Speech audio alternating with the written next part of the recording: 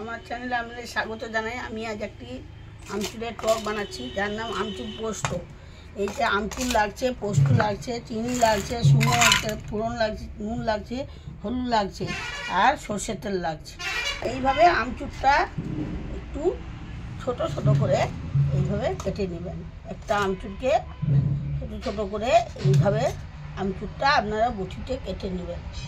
এইবার ছোট ছোট করে কাটবেন। বন্ধুরা, আমি আজকে আপনাদের স্বাগত জানাই আমার চ্যানেলে।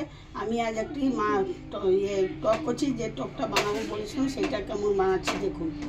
এবার আমি গ্যাস জ্বাললাম, এবারে কড়াই দিলাম, পোস্ত সব জল এই ঢেলে দিলাম, আর একটু জল দিতে হবে। এই জলটা দিয়ে দিলাম, পরিমাণ মতো জল দিলাম। এবার আমি নুন দেবো। এই নুন দিচ্ছি, অল্প করে নুন দিবেন, যেহেতু আমচুরে নুন আছে, অল্প নুন দিবেন। একটু চিনি দিবেন, এই চিনিটা একটু দিতে হবে বেশি করে। চাটনি, আমচুরের চাটনি। এবার আমি শুকনো লঙ্কা, এই যে গোটা গোটা শুকনো লঙ্কা কেটে রাখছি, এই যে গোটা গোটা, এতে আমি দিয়ে দিলাম।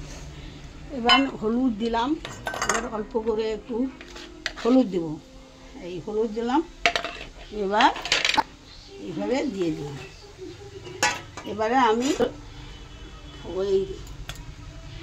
এবার দিয়ে দিলাম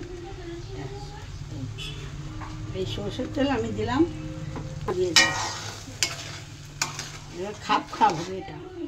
এবার আমি এতে ঢাকনা দিয়ে দিলাম, কিছুক্ষণ পরে খাপ হলে নামাবো। বন্ধুরা, এবার আমি ঢাকনাটা খুলছি।